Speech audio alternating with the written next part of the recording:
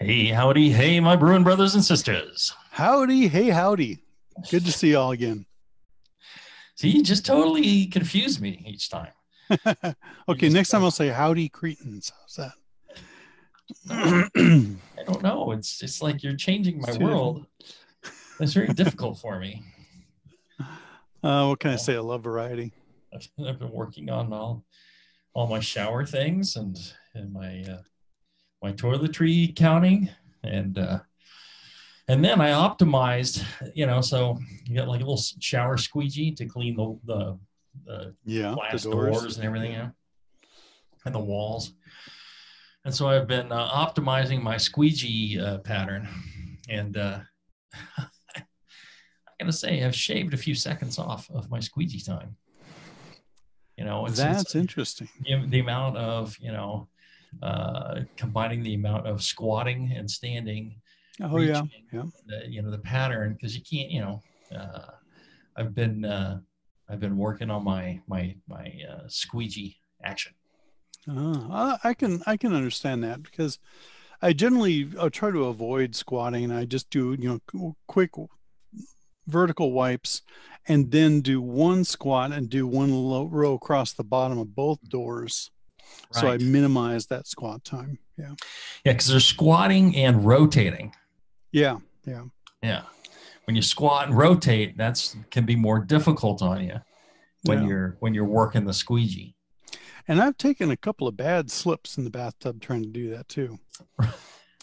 There Yeah. you go. Well, you Just, gotta be careful. kettle over or whatever they call that. And, Ass over tea hill, yeah, something like that. ankles in the air and you're sliding down the tub. And it's amazing I haven't gotten a concussion from that. Well, maybe you did, and you just don't know. That could be. Yeah. You know who probably also optimized his squatting and rotating is our good friend. John Blickman. There you go. I bet you he has truly optimized his use of the squat and rotate. Uh, for whatever purposes. I'm sure it was to engineer some great new piece of equipment and Exactly. Yes.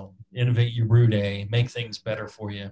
Blickman Engineering. A lot of times people think, oh, yeah, they got the Therminator and the beer gun, and then yeah, they make some other stuff. They actually make a full line of stuff from the Anvil stuff, which is the more uh, how would you describe it? Sturdy, lower feature set, Well, less it's the less Chevy bells and compared to whistles. the Cadillac, I suppose. Right, less bells and whistles. Yeah. And then you go up to the Tesla stuff, and then you go on to the industrial size. They actually make Right. commercial size brew houses too. So check them out, blickmanengineering.com. They've been paying for this show, so you don't have to for quite a few years. You're looking for aliens outside your window or something? I think there's a SWAT team descending. I'm not sure, but there's like a big C5 cargo helicopter Well, I don't see him hovering here. over. I don't see him here, so I don't know why you're looking in here. I don't see him. Oh, that's a good point. Yeah. I don't see him. There are C5s flying overhead where I'm at, actually. We got some KC-10s and some C-17s, C-5s. There you Uh, go. yeah, all three jets here at Travis Air Force Base. They look like giant vultures just circling the sky, and they look so slow. They're so huge. They Isn't it look like impressive they're how they just just seem to barely hang moving. there? It's amazing. Yeah, something that big. They are impressive. Hmm. Anyways, yeah. Speaking of liquid engineering, something that big, very impressive. Um, I really didn't know where I was going with the shower thing, but it paid off in the end, didn't it? It did, yes, it did. I was really surprised last show at the absence of cider jokes. The I insider jokes, yes. Yes, we restrained ourselves admirably. So a pat All on the right. back. There you go. Well, I think Ryan was giving such great information that True. it was fascinating, and really, really great guest. I'm glad we could have him. We're going to do live Q&A for you today. So if you got your questions, you're listening live, you can type those questions into the comment section on Facebook, just below the video there. And our dear Miss Beverly will capture those and report them on to us. Yeah, you can also send in your questions via email to brewstrong@thebrewingnetwork.com, and we will eventually get them. For example, here's one from January of 2018. Ooh, good year. It's sometimes you got to let them ripen a little bit, right? Because until we figure out the answer, yeah, or until we sober up enough to get to it. That's just the way it goes. Michael writes, gentlemen, I have a question about mash pH that's always confused me, and I hope you can help me out. As John often references, in northern Minnesota, we have plenty hard water, and thanks to your help, I've been able to adjust my water profile fairly well. Don't you know? Don't you know? However, what baffles me is when I continually read and hear that mash pH dials in after about 10 to 15 minutes, and that's when to take a pH reading. From my personal experience, my mash pH continues to adjust for a good 30 minutes before setting in at roughly 5.5, as typically desired at room temperature. My question is, what is more important, initial mash pH after that 10 to 15 minutes, or the final mash pH after 30 to 60 minutes? I typically find that after 10 minutes, my mash pH is closer to 5.8. And then over the next 20 minutes, it lowers to 5.5 on most brews. Is the damage already done after the first 10 to 15 minutes of higher pH, or is the ending pH all that really matters? Thanks for everything you do. Mike. It's a great question. It's an excellent question, I thought. Yeah. I was very impressed by Mike's question. Yeah. Well, I'll be less impressed by our answer. Let's address it this way. When we talk about, trying to target a mash pH, we are talking about the beginning of the mash, because, we're looking for those benchmarks as we start the mash and saying, are we in the right ballpark? And that's where the 5.2 to 5.6 comes in. Those are the benchmark area that we're trying to target. Now, depending on the chemistry of your particular mash, if there's enough calcium and so on, you will have this calcium phosphate reaction occurring during the mash that will continue to lower the pH during the mash. So your end of mash pH is going to be different than your initial pH. And he alludes to that, and where he's saying that he sees it continuing to fall from 5.8 down to 5.5. And that's fine. From a teaching point of view, from a benchmark point of view, we're looking for that 5.2 to 5.6 at room temp towards the beginning of the mash. And I say, wait 5 to 10 minutes after doughing in, just to get everything wet and try to, get a less than superficial pH reading. But it will continue to decrease. Monitoring pH for professional brewers especially is very important throughout the brewing process, because it's really one of your best ways to track the consistency of your beer batch to batch. The end of mash pH is an important number, and I know many professional brewers that pay more attention to their end of mash pH than they do to the beginning. And that's fine. Whatever works for you. Later on in the brewing process, you are looking for lower pHs, and especially after fermentation, you're looking for a beer pH somewhere in the 4 to 4.5 range typically. So don't get too wrapped around the axle in terms of what it is initially, but this is the trend we're looking for. It seems like 5.8 to 5.2 is quite a large drop, almost like he's lacking in buffering, or maybe not really getting his mash fully mixed to start with, and whatever That can additions happen. he's doing, Hmm. maybe that's part of the issue. It seems like a substantial drop. Um, Also, well, maybe he's um, checking at different temperatures. I don't know. Yeah, you know, the mash is actually pretty comfortable at higher mash Yeah, pH levels. conversion happens Right. Easier even easier at higher at pH. higher pHs. It's at the end that you really need to be lower. So a higher one at the beginning is not a big deal. You just need to hit that end pH level, because after the mash and after boil, you need to be down around 5. And then, because if you don't ferment out your beer and end up in the low 4s, it's you're not actually getting good process all the way through. Yeah. John was saying 4 5. Heavily dry beers, totally different story. But Yes. in generally beers, lagers, things like that, you're looking for like a 4 2, 4 3 type of pH. And if you don't get the pH down low enough in your mash, you're going to have trouble achieving that. You're just not going to make a great tasting beer. So that's one of the Yeah. issues there. The one other pH thing to consider is your lautering pH, the pH of your runnings. And this is where you want to be down in the low 5s as opposed to the high 5s, because in the 5.8 and above, that's where you can start running into grain astringency issues.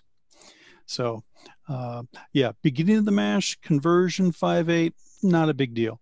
End of mash, when you're starting to lauter, you want that pH to be lower to prevent astringency. Mm-hmm. There you go. Good answer. All right, let's take a short break. When we come back, we'll have more of your questions right after this. All right, we're back. Uh, we are doing some live Q&A here. Another good question from Tyler.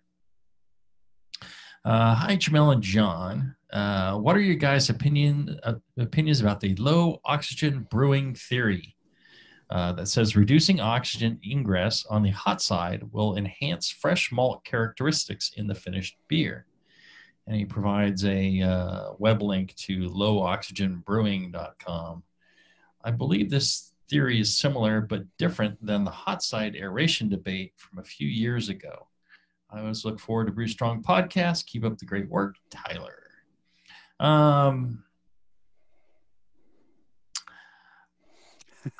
I've always, been on the side of, don't worry about hot side aeration. Fermentation will fix any issues possible with that. Good fermentation is key. I went to the website that he mentioned, and I'm not sure where a lot of that information comes from. They didn't have any footnotes, any references to any sort of actual material. It just seemed like, I mean, maybe it's based in science and fact, but I could not.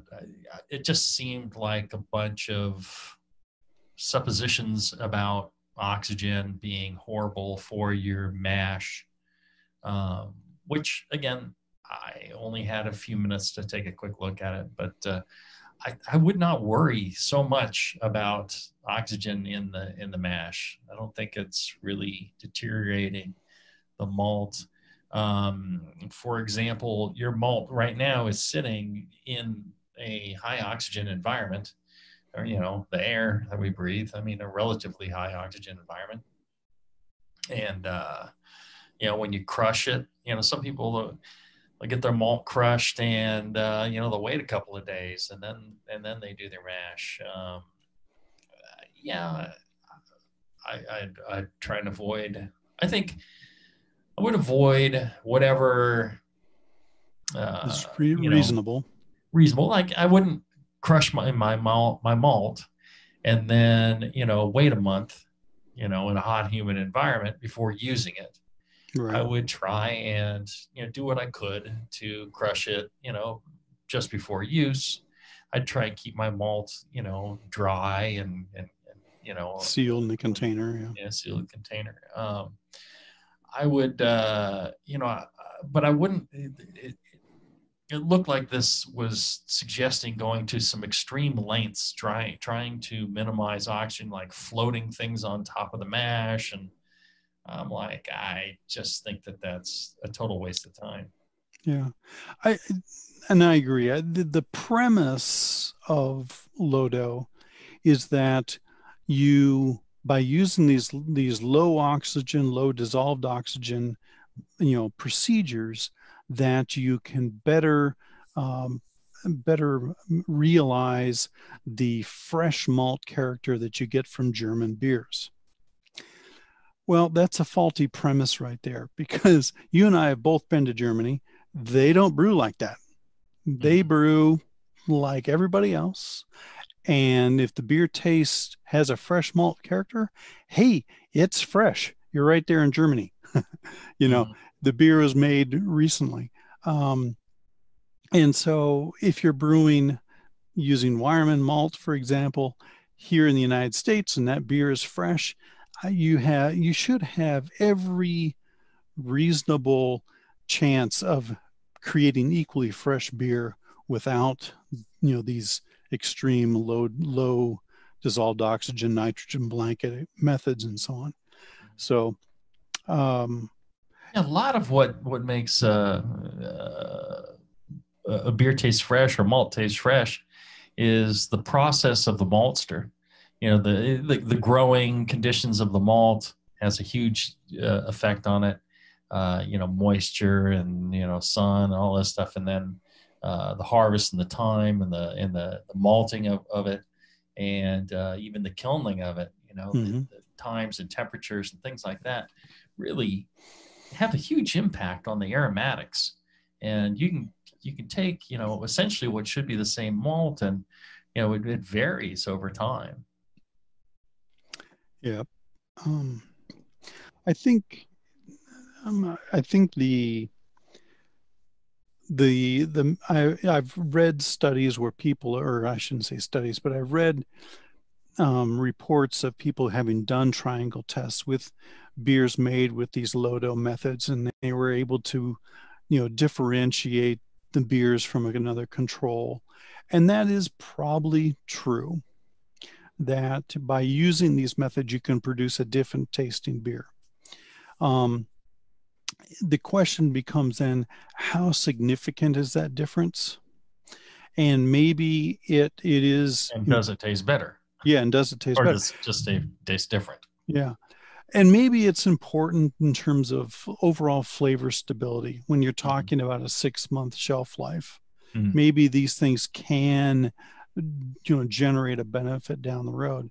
But Mm-hmm. in terms of, home brewing and, shorter uh, consumption life of beer, higher turnover, in other words, I don't think they're worth the investment in time and equipment Well, trying to achieve it. and what you're going to do once you've got your wort is you're going to bubble oxygen into that. Yeah. You're going to add oxygen on purpose, you know, and the reason is the yeast will take up oxygen. A lot of these compounds that are produced during the mash, if it's got any sort of oxidative thing at all, the yeast will take it up. That's kind of their, gimme, it's their candy. So Yeah. I think, I would not put a ton of effort into it. And it's like so many other things. Um, you got to worry about fermentation first and temperature control of your Right. fermentation and Right. sanitization and cleaning. And once you get through all those and then you've dealt with, a number of these things, well, then, in your packaging, especially. And then once you got that, then maybe you start worrying about water. And then, maybe after water, then you start worrying about like weird mash things. And then maybe you kind of somewhere you may eventually get to this, but then I tend to doubt, when people say that they've perfected everything about their brewing. And now they're working on like the last few things, because it's just not the way it works. Trying to perfectly replicate every step, every time, every beer is a challenge. And you should still be working on reducing oxygen in packaging, or getting the healthy, viable yeast pitch at the right cell count, Yeah. in the right nutrients. And, there's just so many other things to worry about. It's interesting. I appreciate Tyler bringing it up, and Yep. and Yep. and I thought it was a good question. But yeah, I don't think either you or I are going to worry about that. Right. Our brewing. Okay. Jason is asking about storing sanitized vessels. He says, hey guys, I usually try to clean and sanitize right after emptying things like kegs, carboys, or starter flasks. Good idea. You let it sit dirty, it just makes it that much worse. It covers them with an airlock or tinfoil after I let as much Star San drip out as possible. When I go to use them again in a month or so, I'll rinse with water and sanitize again. But I'm wondering if this is an unnecessary step. The residual moisture makes it look wet and humid in there over time, which makes me want to rinse it out. But I guess it's still sanitizer in there. Probably another case of overthinking things, but still probably a good practice for things like flasks. Thanks, Jason from BC. Mm-hmm. Yeah, that's a common question. But I think, if it's been sanitized and then it's been covered with something that's airtight, like the aluminum foil, it's still sanitized months later, especially, if you've done everything right. So I really wouldn't worry about re-sanitizing or rinsing at that point, especially with Star San. Yeah, so I think this comes from maybe a discussion we had back in 2007, 2008, Seven, yeah. probably. Yeah, I think Mhm. so. I think it was August, maybe 13th, August Okay, 13th. yep. It was about 2 p.m. Maybe Hmm. maybe scrolls about the 2:05 mark. Yeah, No, where I mean, this question has come up before, and one of the thoughts is, well, the sanitizer that's in there is no longer sanitizer, right? It has become neutralized over time, and Starsan's not effective past, you wait a month, it's probably not really right. sanitizer anymore, especially in small amounts with a large surface area. Um, and so the reasoning goes, perhaps your sanitizing was imperfect to start with. I mean, if you had a sterile vessel, Yeah, we're talking sterile, and it was sealed, it would still be sterile later. that's right. Nothing's, however, if you had perhaps an imperfectly clean vessel, and the sanitizer, was protected, bacteria was protected, or yeast was protected from the sanitizer by a little bit of, protein buildup or something. And eventually the sanitizer breaks down, and now the bacteria is growing in a nice, moist, warm environment, feeding off that protein. Here's your potential for a problem. So I think, especially a month, I used to clean all my kegs, drain them out, CO2 purge them, pressurize them. And then, a month later, I would fill them. If they still had CO2 pressure on them, I'm like, they're good to go. If it didn't Yep. have CO2 pressure on it, I'd go ahead and re-clean it and figure out what gasket was wrong and all Hmm. that. So, yeah, I think generally you're probably fine, but you're not being, totally crazy, just giving it a quick rinse. I wouldn't bother Right. cleaning it again. I wouldn't bother rinsing it and then sanitizing it. I would maybe, pardon me, give it a quick spritz of Star San from a bottle, whip Around the around, top. shake it out, Yeah.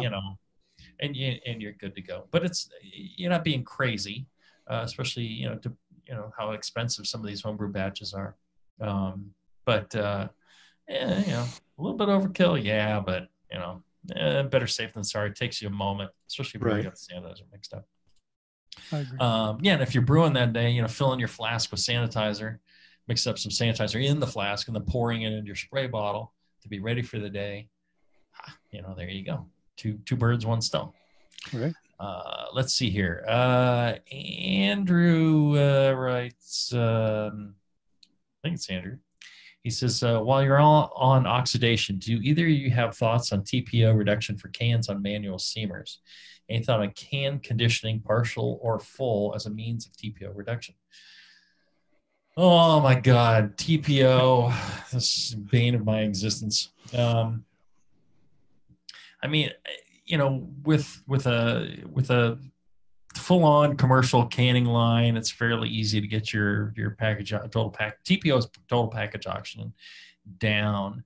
On a manual seamer, manual fill, the easiest way to get your TPO down is to first purge the can with some CO2. Second, fill it as quietly as you can. Quiescent fill, as Blickman says. Mm-hmm. And because the more agitated the surface, the more surface area you're presenting to the atmosphere, and picking up more oxygen. Fill it all the way to the top, and then drop your lid on, not flat. Don't drop the lid on, boom, but drop it on this way. Okay. And if you can foam it up at the end, that's fine. And then drop it on this way so it squeezes out the foam. And then you should get a fairly as low a TPO as you're going to get. When you are counting on foam to reduce your package oxygen, the problem is foam's better than empty airspace, right? Yeah. It will chase out some of the air, but it has tremendous surface area and it will pick up oxygen really quick. And then that gets into your beer. The reason people do it is so that they can have a properly filled vessel, a bottle with a little bit of empty space, a can with some empty space. But if you don't care that when people open it, they get splashed by beer, you fill that thing to the top and you will get the lowest DO you're going to get. If you're commercially doing it, it's not so bueno because you're supposed to fill to a specification. What else was I going to say? Being able to get rid of that foam. If you're unable to fill quietly and it is foamed, one of the ways you can remove the oxygen that's in there, especially if it splashes at the bottom when you first start filling, that creates foam. That foam has a lot of oxygen in it. And when it rises to the top, if you can get it proud of the top of the can and then slice it off like a Belgian beer server, slice that foam off flat, and then it'll rise up a little bit more, make another dome, and then drop your lid on at an angle. And that'll squeeze the rest of that out.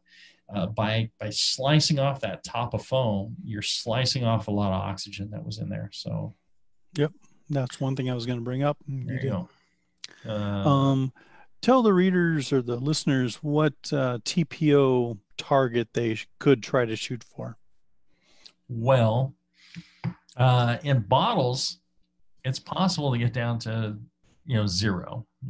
5 or less parts per billion on most meters is essentially zero because that's kind of their accuracy.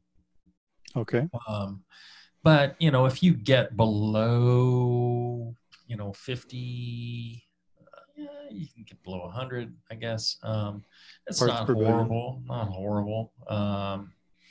In cans, generally, Budweiser's cutoff is 120 parts per billion. A lot of craft brewers, they will throw cans away at 100 parts per billion. Some have no idea what's in their cans. But you should be shooting for 50 or below. Generally, as you're running, you want to be in the, maybe the 30 parts per billion range. If it gets to 50, that's okay, but you should start looking at what's going wrong. if you're getting past 100, then you need to shut it down and start over. What about doing any sort of can conditioning? Have you done any can conditioning, John? Is your can I, conditioned? yeah, no, I haven't done any can conditioning myself. I don't have a home steamer, um, but can conditioning is same as bottle conditioning. You're canning with some priming sugar and letting it scavenge oxygen that way. I'd just be real careful because the cans will, they say they're good to about 30 psi before they, First, before they reverse their structure and start to bubble out. But I found it's much less than that because we've canned some stuff to, you know, uh, 3 volumes, and if you let it get hot, um, oh, it you'll see those cans pop. They won't give up the ghost, but they can bulge. bulge. Yeah.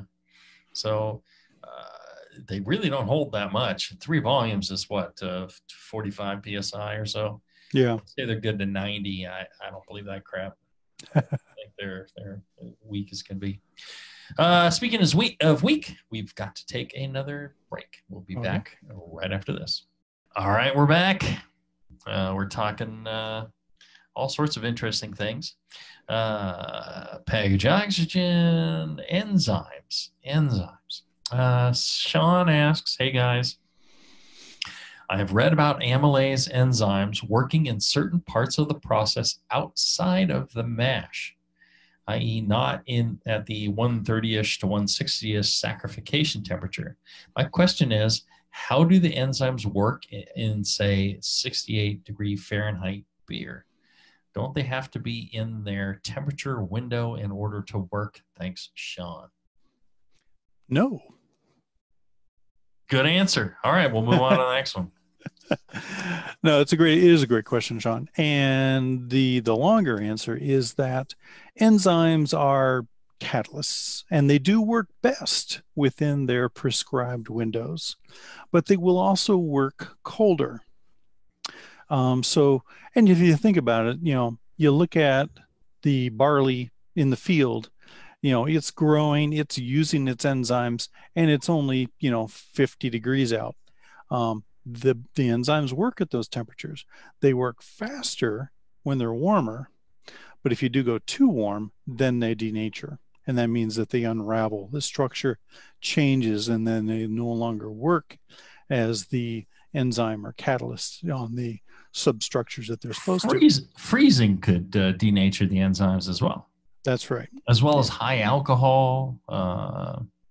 Yeah, there are a variety of conditions that will denature them, but in general, they will work at ambient temperature, lower than ambient temperature, as long as you're not going to extremes. All right.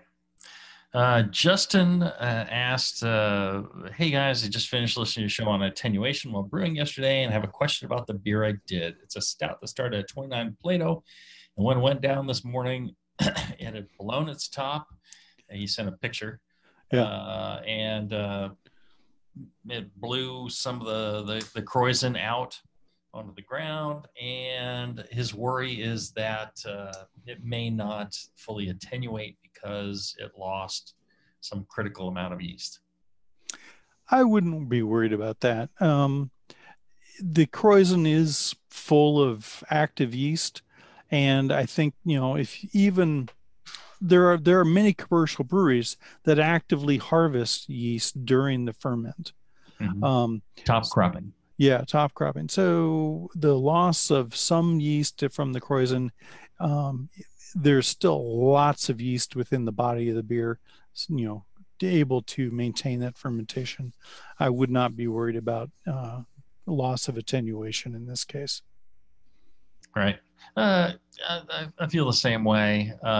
There's a ton of yeast in there, and most of what was up there, yes, it was the active, healthy yeast, was in fermentation phase, all that. But um, there tends to be more than enough, and then maybe you lost a little bit of its ability as it drops back down through the beer to pick up any certain flavors. But I really wouldn't worry about it. I think Right. it's fine. And especially in the picture, it did not look like that much yeast to me. Right. If you had lost all your Croissant, all your And maybe half your volume. Yeah. yeah, then I'd be like, well, yeah, that might be a problem. But I think he's going to be just fine. Mhm. You know who's just fine? Our good friends, At Josh and RJ at Brew Chatter. They have a fine homebrew shop. Lots of great stuff. You got to go up there, John. You got to, or maybe you've already been up there. I don't know. When was the last time you were in Reno? about 25 years ago, I think. There you go. When you got released from Folsom Prison. Yes, that's right. Yeah. Yep. Yep. Me and Johnny Cash. Well, I don't think Brew Chatter was there at that time, but I think they will be here 25 years from now, still serving up great customer service, Yes. great ingredients, fresh. The place is well organized. It's, they know what they're doing. These guys work really hard. They're there every day. It's not like, I love the weird little homebrew shops, but, if you're, that's because I don't have to rely on, a lot of today. You find some weird little things, but, being able to go to a place that you can rely on faithfully to always, got your back, always take care of you, always, treat you right. Give you It's another quarter nice. for the slot machine. Give me another quarter for a slot machine. Right. Whatever else you might want to do there in Reno, they'll hook you up there at Brew Chatter. So go check them out, brewchatter.com. Good folks. All right. Let's see here. Let's squeeze in one more. Blending beer. Let's see here. Jeremy's asking, "Hi guys, I love the show. I've been homebrewing for a year and way more info than and way more info than into way more into it than I should be. Thanks to Bruce Strong and the BN. I have an idea for a show topic: blending beer. Blending is a common wine and spirits and barrel aged beer, but what about regular beer? I know it's a good way to use flawed batches. No, it's not a good way to use flawed batches. If it doesn't taste good, don't blend it. No, no, no. I'm against that. Case in point, I brewed a batch of Hefeweizen using WP 320, the American Hef. It has no distinct esters, and I mashed it a bit low so it lacks body. I have 5 gallons of bland 5% beer. I also have 5 gallons of a very robust porter. It's good, but a bit roasty for some people's taste. Blended, however, is quite tasty, quite a tasty drink. I could even tell people I planned it all along. In the future, I might purposely tweak recipes with the intent of blending. Seems like with all the potential combinations with non-barrel aged beer blending, this can open up a whole new world of experimentation for craft brewers. I don't have a question per se, but I thought it was an interesting topic. Jeremy. Well, it is a very interesting topic. Yes. Yeah, good question. Um, our friend Julian Schrago did an article on blending for the local MBA district, and I believe he also posts that in the MBA Technical Quarterly. But he mentioned in there that you don't want to blend bad beers. In fact, you actually want to create beers with an eye to blending. What kind of characters am I looking to blend with another beer to create an interesting character? So, you've done quite a bit of blending there at Heretic, I imagine. Yeah, we do. A lot of barrel aged sours that we've got 1, 2, 3 year barrels of sour base that we pick and choose barrels and blend. We do bourbon barrel aged stuff, same thing, and the so the story back in the day was, oh, these masters of blending will taste, and this is what we were all told. They'll taste these barrels and they'll be like, no, that's not good. I'll blend it with this one, which isn't any good, but in a different direction. And I'll blend these together and it'll turn out beautiful. And I think that was a bunch of hooey. I think that, somebody made this up, or, somebody was trying to pad their resume. I don't know what the hell was going on. But what I found is the more barrel blending I did, or beer blending, or selection and blending, is that, by trying to do that, you're really taking bad beer and trying to dilute it out and, kind of mask those bad characters. There's very rarely two characteristics that can be set off against each other and turn out better. So I would say, too thick a beer, too thin a beer, too low in ABV, too high in ABV. Okay, I could see blending that. Slightly too sweet, slightly too dry. Okay, I could see blending that. But, something where, oh, this is phenolic and this one is, sweet. Now you're just blending crap and crap. And you end up making, for a really bad beers. And so what you want to do in your beer blending is, find the ones that taste great on their own. And then you can take, this great flavor and this great flavor, and now you got two great flavors, or, this one's fantastic, and in this way aspect, this is fantastic in that aspect, and now I put the two together, and oh my God, and, the sum is more than the parts. So, I think all that is quite possible, but like John's saying, you have to, intentionally blend the good stuff together. So yeah, I think Jeremy's right that there's a whole new world of beer out there in blending, and a lot of interesting things that can be done. American Hef and a Robust Porter, sure. There's a lot of things that can be done, but I think it's not a way of getting rid of bad beer. Distilling is the way to get rid of bad beer. Yes, right. Yes. There you go. All right. One more short break, and then we'll be back to wrap up right after this. All right, we're back. We're doing live Q&A here. If you got your questions, you can ask them. You just type them into the comment section of the Facebookie right there. Jason was asking. I try not to use people's last names just in case. Although, it's on Facebook. You just look it up, the Jason Simmons ad. You should cover professional top cropping procedures, average cell counts, pitching rate, and such. Did we not cover that before? I don't think we fully covered top cropping. We talked about... No, that's right. We talked about how to harvest yeast. Yep. And we went through the various methods of harvesting yeast.